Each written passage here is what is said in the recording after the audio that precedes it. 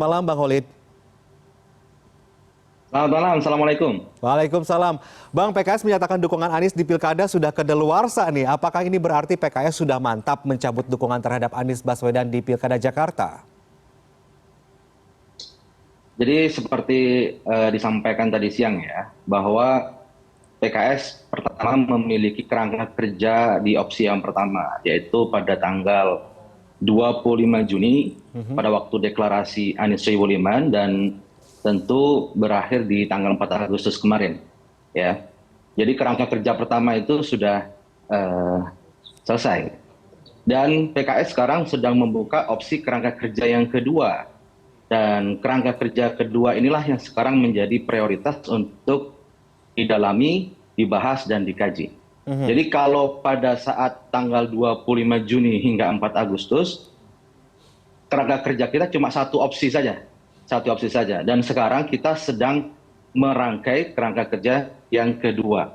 Karena begini, di kerangka kerja pertama hingga detik ini, sampai saat ini, SK rekomendasi pencalonan untuk pasangan Anies Sohibul-Iman hanya dari PKS. Dan belum mendapatkan SK rekomendasi dari partai-partai yang lainnya.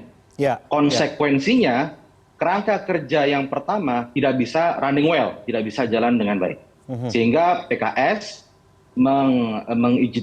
berijtihad untuk membuat opsi yang kedua. Dan di opsi yang kedua ini kita berharap bisa running well, bisa bekerja dengan baik, sehingga keputusan PKS untuk memajukan kader terbaiknya menjadi gubernur atau menjadi calon wakil gubernur itu bisa berjalan.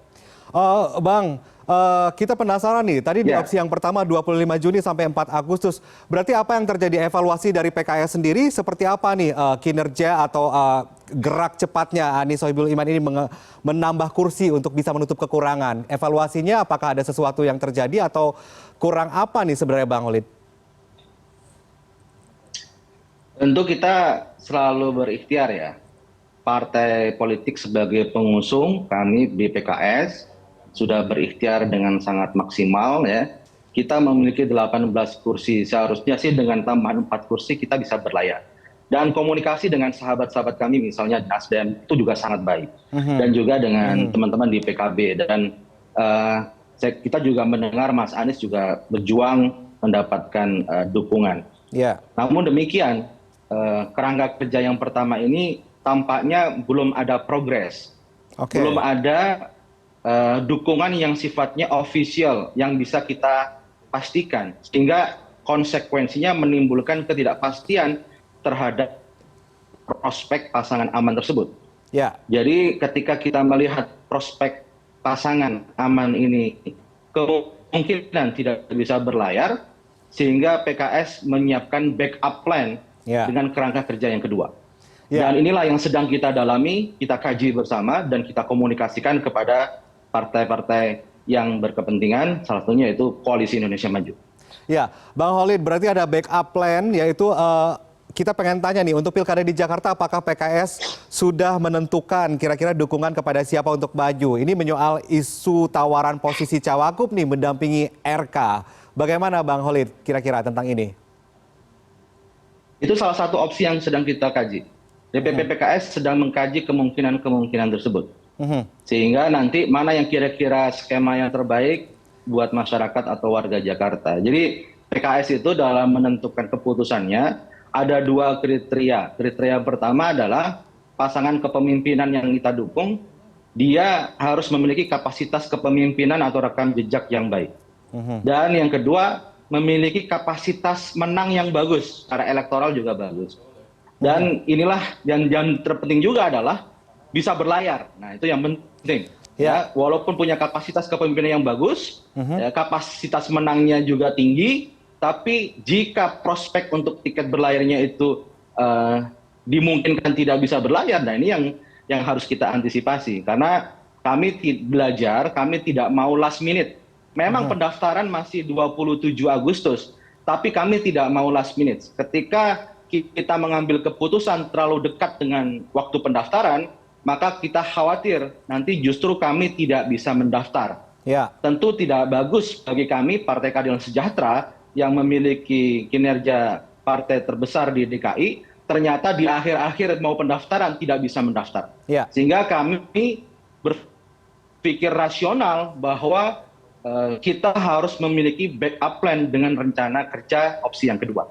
Ya, Bang Holid, tanggal 27 Agustus ini bukan waktu yang lama, sebentar lagi ya begitu ya. Kalau sebelumnya ada nama aman Betul. tadi, Anies Sohibul Iman. Kemudian sekarang muncul inisial S Betul. yang hangat diperbincangkan.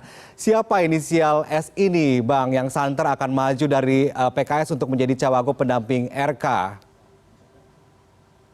Ya, nanti tentu perlu ditanyakan kepada yang pertama kali mengangkat isu tersebut ya. Iya, Setahu iya. saya baca di media, Ketua Umum Partai Golkar ya Pak Erlangga, tentu perlu ditanyakan kepada beliau. Tahapan PKS saat ini adalah membangun komunikasi politik dengan partai-partai politik terutama di Koalisi Indonesia Maju. Iya. Jadi skema-skema kemungkinan-kemungkinan yang ada terkait nama dan sebagainya kita belum sampai tahap ke sana. Tentu ketika ada titik temu, ketika ada kesepakatan, hasil kesepakatan atau titik temu itu akan diumumkan pada waktu yang tepat. Ya, kalau nanti sudah bergabung dengan Kim Plus begitu ya, tawaran yang diungkapkan atau yang ditawarkan oleh PKS nanti apa nih Bang Holid kira-kira? Tawaran maksudnya bagaimana? Karena kan kalau kita lihat musyawarah Majelis Syuro PKS ini memutuskan untuk merapat ke Prabowo Gibran nih ya. Kemudian apakah ini berarti PKS fix menjadi bagian dari Kim Plus? Nanti setelah bergabung dengan Kim Plus akan ada rencana apa dari PKS nih? Apakah ada rencana mungkin bertemu dengan Prabowo atau seperti apa begitu? Saya koreksi hasil keputusan musyawarah Majelis Syuro. Tadi disampaikan bahwa PKS, pimpinan PKS diamanatkan untuk membangun komunikasi politik kepada Presiden terpilih Prabowo Subianto. Ya, ya. Belum ada secara terbuka keputusannya untuk merapat atau masuk dalam Koalisi Indonesia Maju.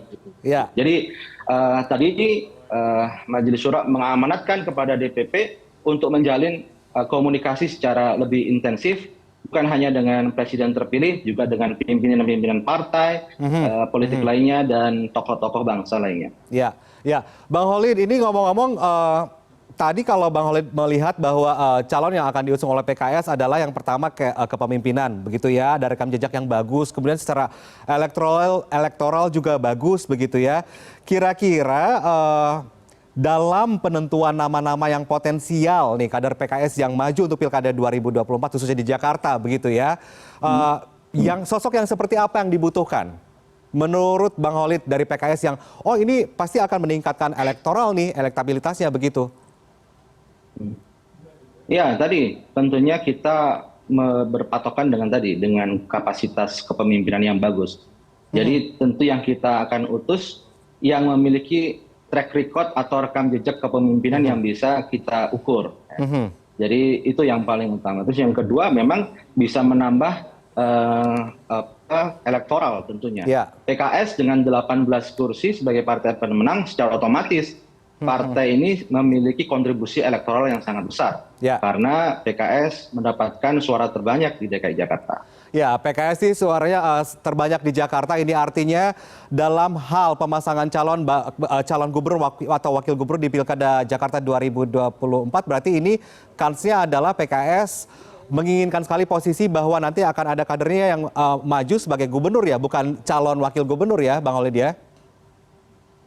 Keputusan PKS yang dari awal tidak berubah, dari awal sampai sekarang adalah PKS mengamanatkan kepada kader terbaiknya untuk maju jadi sebagai calon gubernur atau calon wakil gubernur.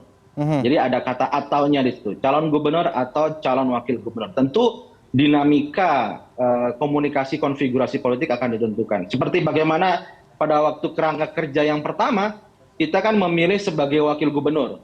Jadi meskipun Mas Anies tidak memiliki background partai politik independen, tapi PKS ya memberikan karpet merah kepada Mas Anies untuk diangkat sebagai calon gubernur, dan PKS meskipun sebagai partai pemenang memilih sebagai calon wakil gubernur. Ya, Nah, tentu di komunikasi berikutnya kita juga akan sama. kita bisa mengambil opsi sebagai calon gubernur atau mengambil opsi sebagai calon wakil gubernur. Bang Holid, ini pertanyaan terakhir, kita penasaran nih kalau misalkan di skema yang kedua, tadi opsi yang pertama sudah tidak memenuhi kursi, kedaluarsa usahanya begitu ya, kemudian tidak lagi mendukung Anies Baswedan. Kira-kira di opsi ini yang akan berkomunikasi dengan partai-partai lain, ada kemungkinan PKS bekerja sama dengan PDIP, Bang Holid? Mungkin ada bocoran begitu? Iya, tentu tadi seperti amanah dari Musyawarah Majelis Syuro, ya, komunikasi dengan seluruh pimpinan partai politik dengan Koalisi Indonesia Maju atau partai politik lainnya. Itu keputusannya. Jadi tentu kita tidak bisa membatasi komunikasi politik hanya dengan misalkan yang sudah sering kita komunikasi dengan Partai Nasdem, PKB ya. Sekarang kita membuka opsi komunikasi dengan Kim. Ada yang tanya juga, bagaimana dengan PDI? Kita juga akan membuka komunikasi juga. Jadi saya kira ini hal yang sangat wajar. Politik PKS adalah politik inklusif. Kita bisa membangun komunikasi dengan semua pihak. Ya, baik, kita tunggu nanti ya, karena tanggal 27 Agustus bukan waktu yang lama, sebentar lagi pendaftaran akan masuk.